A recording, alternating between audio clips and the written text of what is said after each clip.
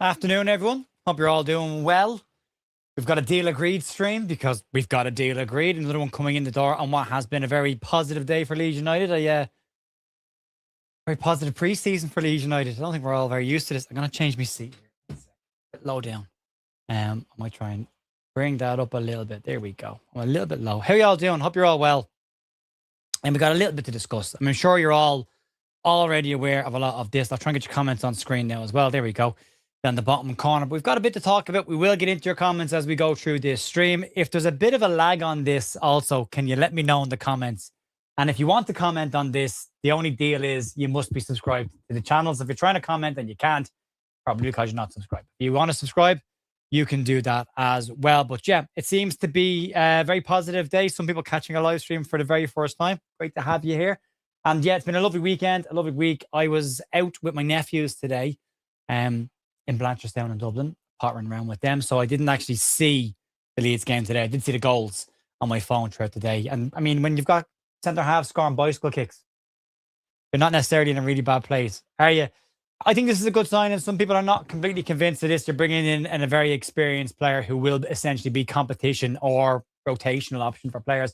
And I think he puts real competition on top of the players that are already in there, where Sebastian Borau more of a backup option there, and a very good backup option for Leeds. I didn't have any problems with him. I think he's been very, very good for Leeds.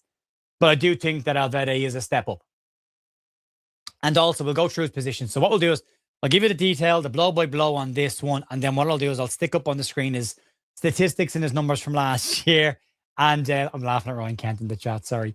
And we'll have a chat then around what's been said, what he can do, what he offers Leeds United, his preferred position, where he fits in the back line.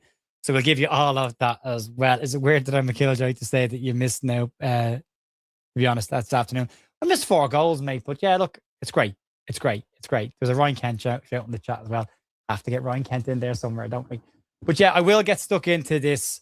If you could smack a like on the video if you want to. And if you're not in the kind of person who likes to put likes on a video before I've gone and entertained you, you know what we do here at this thing. And the likes help the video get out to more people and help the channel to grow. So if you like what we do and you want to support us, that's the best way. And if you want to chat, hit subscribe and you can pop into our chat and we'll all have a big chat about this. Any news on Piroe, Tanya? No.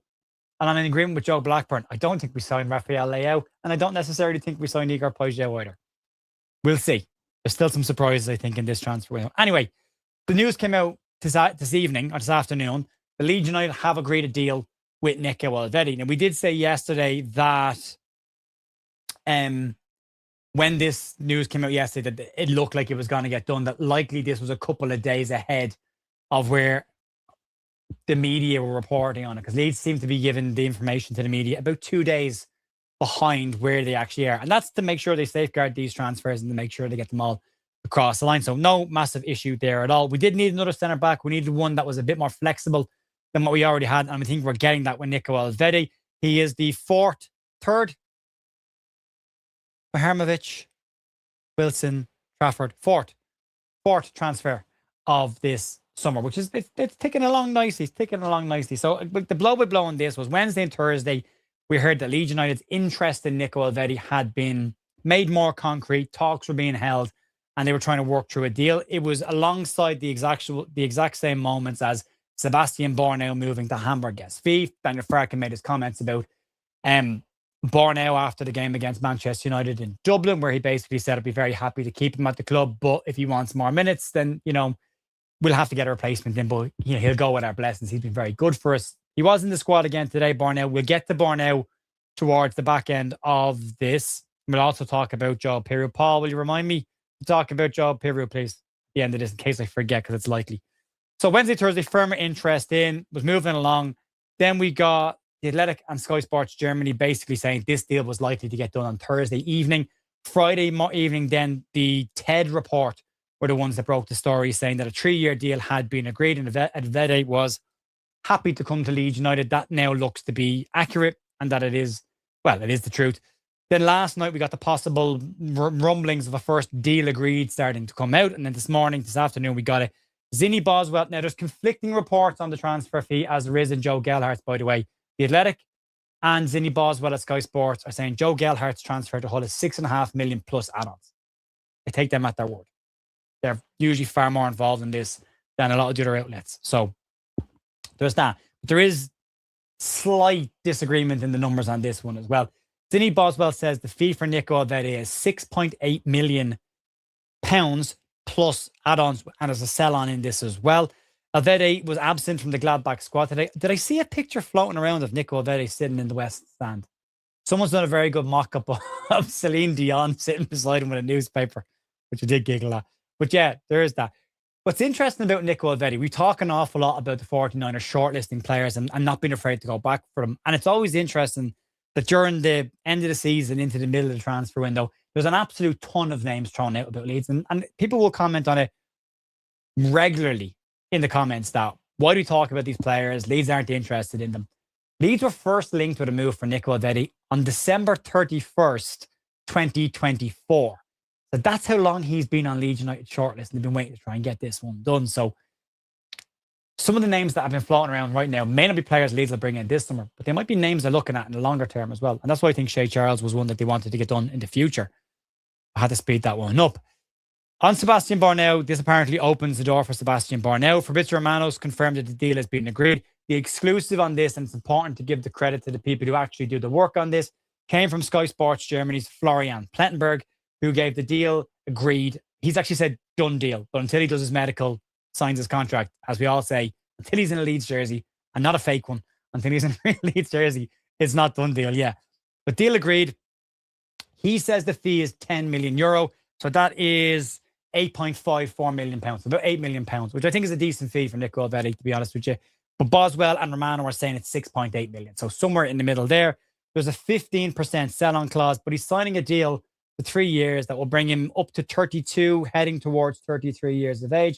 So I think at that point, you're not really worried about a sell-on. So it doesn't really matter ultimately. So 10 million plus 15 sell-on. The paperwork has been finalized. The medical is being prepared and personal terms have all been agreed. He'll sign the deal at Leeds until 2029.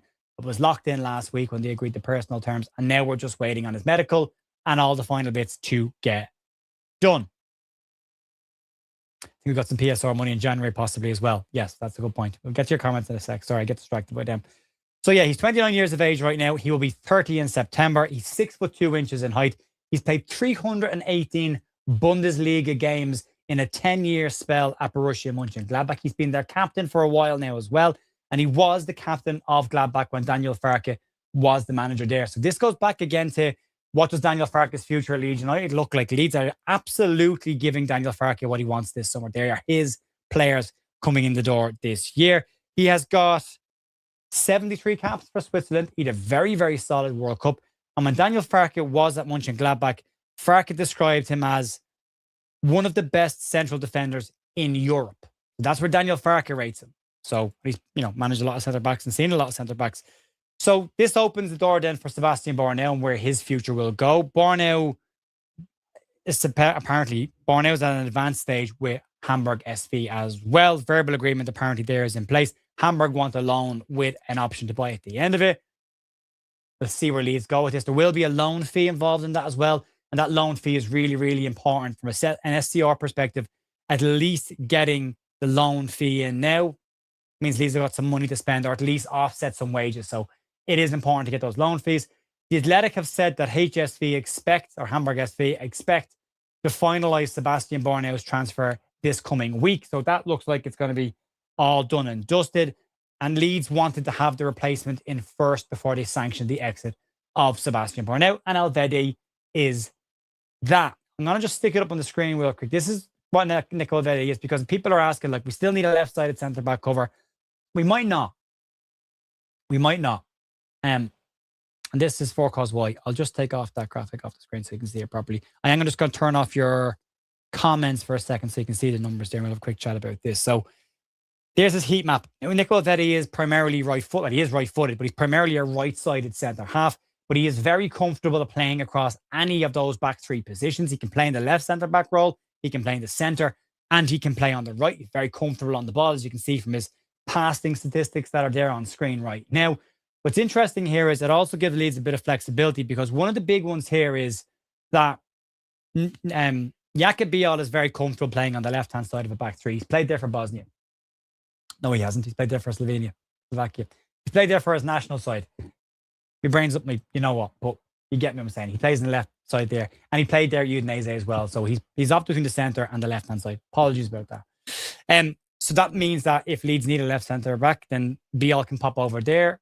And again, Elvedi can pop into the centre and you're good. So it does give Leeds United a little bit more flexibility in there. And I definitely think it's an upgrade on Sebastian Borau. And that is absolutely nothing against what Sebastian Borau has done for Leeds United, because in my opinion, he hasn't set a foot wrong when he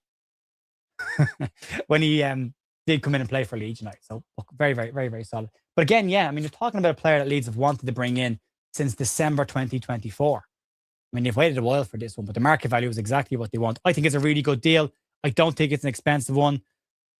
I think Borau has been fine, and he goes off with our best wishes. I hope he's a great season at Hamburg and does really, really well. He's a good guy. He's a complete professional. He's done everything the right way. Hasn't caused any problems. And yeah, it's really good. I'm going to make a note of Piroe because I want to talk about Piroe briefly as well and just clear up something on Piroe. We'll talk about them briefly in a second. We'll jump into a couple of your comments really quickly. Steve says, fantastic news. Gary Hedrington. Gary, I love the second name. My mother's maiden name is Hedrington. No, Seb has been solid. He has. Leeds have a tendency to go back for players they tried to get for. And Aronson, yeah. And again, Aronson was identified by Marcelo Bielsa as a player he wanted at one point in time. Brendan has posed a problem for the haters who want him gone. He's had a very good preseason. He absolutely has. Yeah, I know. Emmett says, having listened to you now, Jer, about Elvedi, I think we have got an upgrade on board now, and Muharovic is an upgrade on Stroke. Yeah, now we need to get the striker and the 10 in, or at least an inside forward or a winger. Going back to talk about inside forwards, I feel like it's the 1960s. But yeah, Jim, how you doing, Jim? Hi from Boston, Jer. Missed the Augsburg trip, but the result and the new signing make up for that. They absolutely did. John says, maybe Rodon going to play the marauding wingback. Yeah. And by the way, this narrative that Joe Rodon needs to come out to Leeds, and whoever started that needs to go and check themselves and have a look in the mirror. Joe Rodon is one of Leeds United's best defenders since he come into the club. And for me, he's been getting better and better every single season. So it's nonsense to think that Joe Rodon needs to be upgraded on or replaced. I think he's been absolutely excellent. One of my favourite players for Leeds. Had enough said, are we going fingers crossed that DCL stays fit? No, I think they are looking at another striker, but I think they're waiting for the right one. And I think the market's waiting for this during the week on Leeds, all Leeds TV. I think this year, because of SCR, everyone's waiting to get the best deal. And that means possibly forcing clubs selling hands and wait until the end of a transfer window. 501, go for it. Just took 25 quid at Leeds to win the league at 501. Yeah, tell you what, wouldn't be a bad return. Is Piroe West Ham bound? We'll talk about that briefly in a second. M-Tech said, are we getting Rafael Leao? I don't think so. I'd be shocked if we did. Hell of a signing if we did, though. Marcelo says, Elvedi, good signing. What's left? The magic 10, which is looking at Piroe today.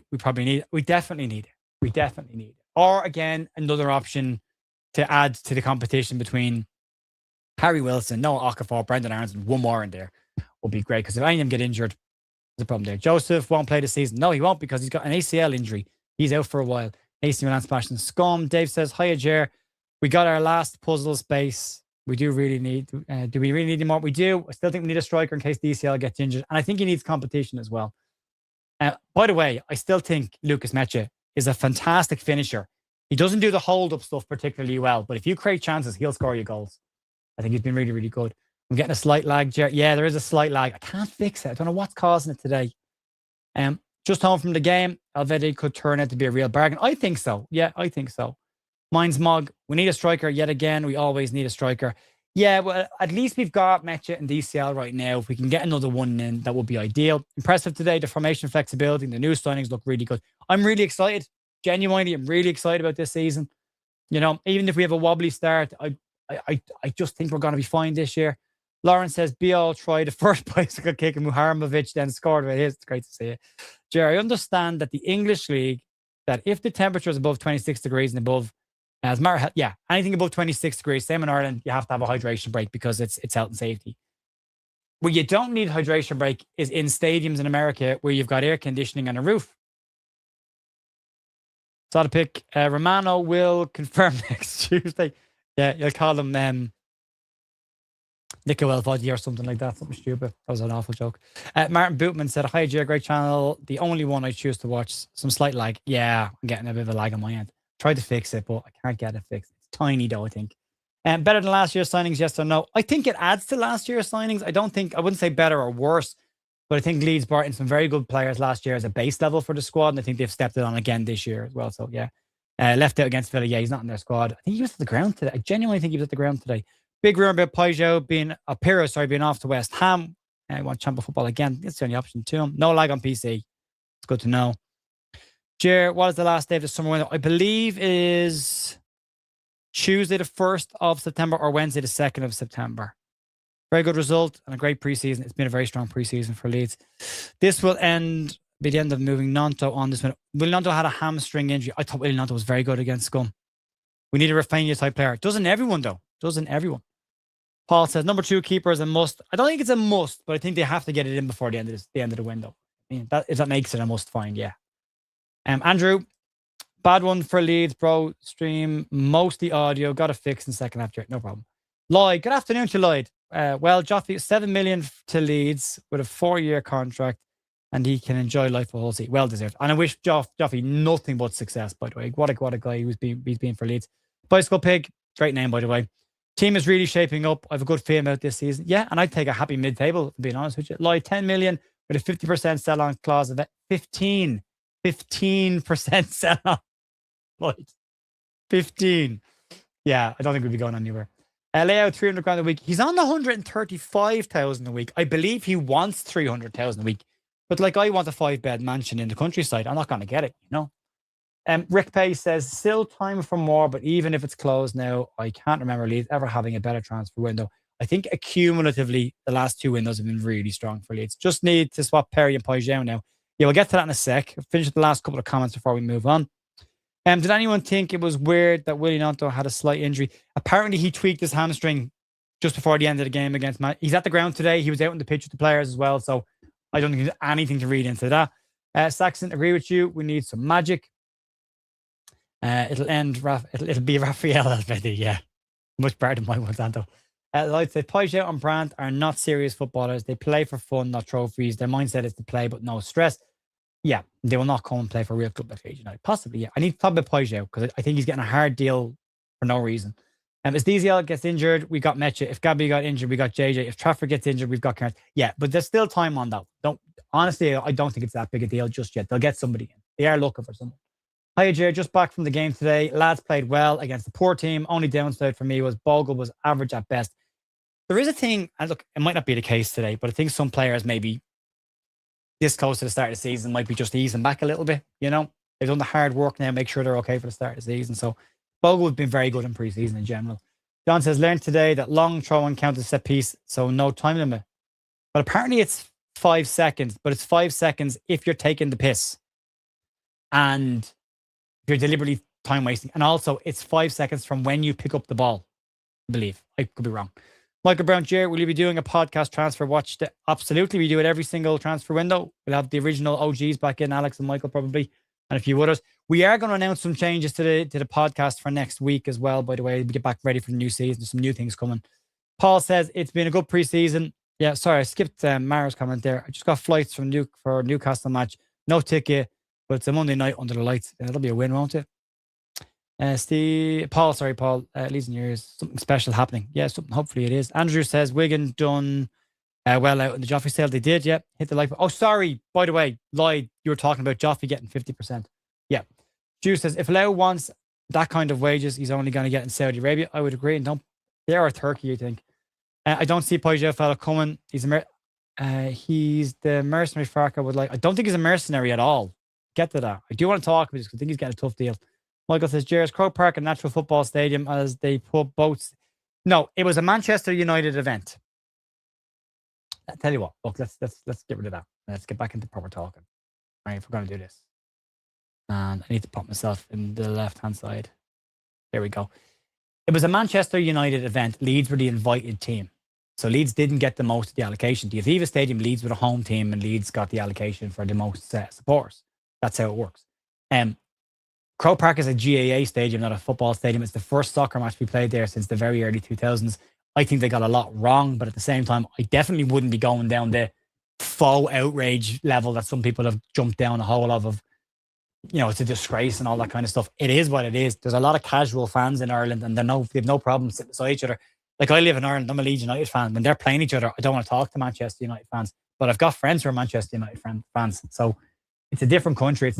You're not right in the center of Leeds with this. So it's a bit more casual for some fans, not all. I think they should have separated the fans. I think it would have helped the atmosphere. And I think Leeds should have got a bigger allocation. The entertainment was poor. The setup was poor, but it's the first one they've done. And Andrew says, he pointed it out. Did we look for the penalty shoot? Yeah, he did. He didn't want to take a penalty, I don't think. Blake Murphy, a backup goalkeeper, being a must would imply that Trafford gets, but we need a cup keeper. Yeah, that's true. We do, yeah. Do you want me to warm up a cup of tea in the microwave? Oh, don't do that. What's wrong with you? Let's make a fresh cup. Blake says goalkeepers a must if Trafford. Yeah. Absolutely best place to get properly. Oh, thanks very much, Gary. VAR, Gary Hedrington. I have an uncle called Gary Hedrington.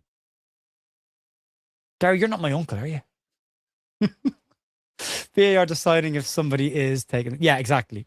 But not be VAR, but the referee. Referees have been told to allow long throws as a set piece at a 5-second being once the referee is satisfied the player is ready. Grand. Perfect. Lloyd said Pixie Lot Piroe will end up on the bench. Anyway, he'll end up as competition. Right, let's talk about this Piroe stuff and get it out of the way. Because in the comments in the last couple of days, people have been saying things like, he doesn't want to come to Leeds. Leeds only want players that want to play for Leeds. Piroe has never been quoted as saying he doesn't want to play for Leeds United. Last season, he was given the opportunity to sign for a brand new promoted side to the Premier League, which in previous years had all been relegated, or playing for Marseille and playing in the Champions League. He chose the Champions League.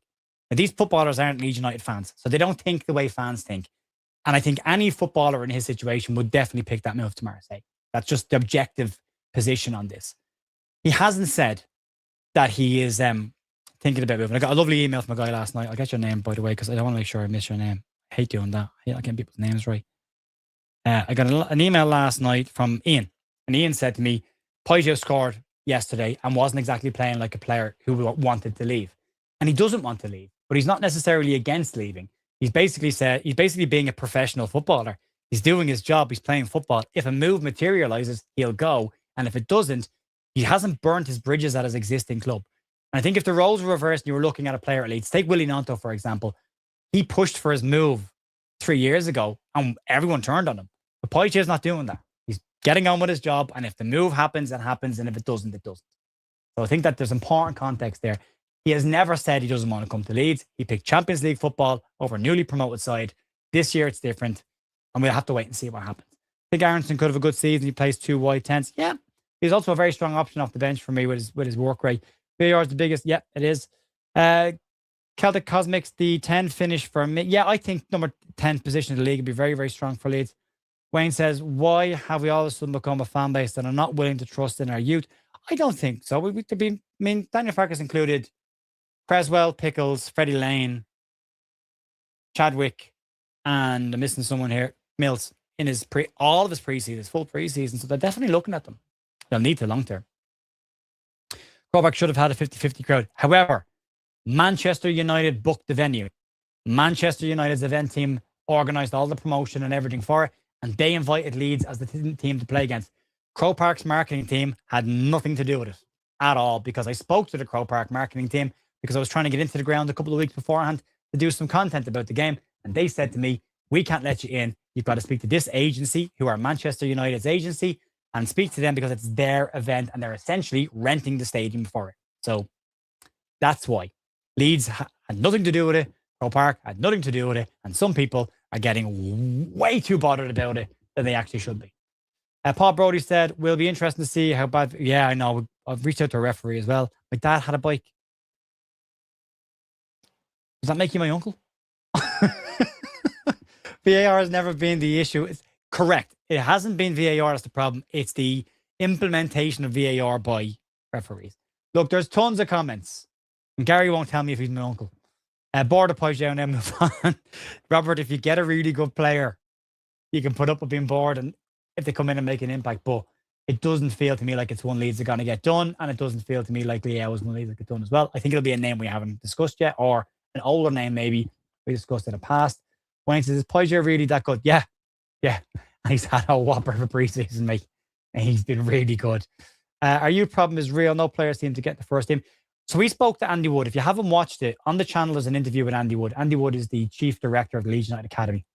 And Andy Wood and Andy Cousins also the previous week talked about this and said they've got to be extremely gifted to get into the first team now.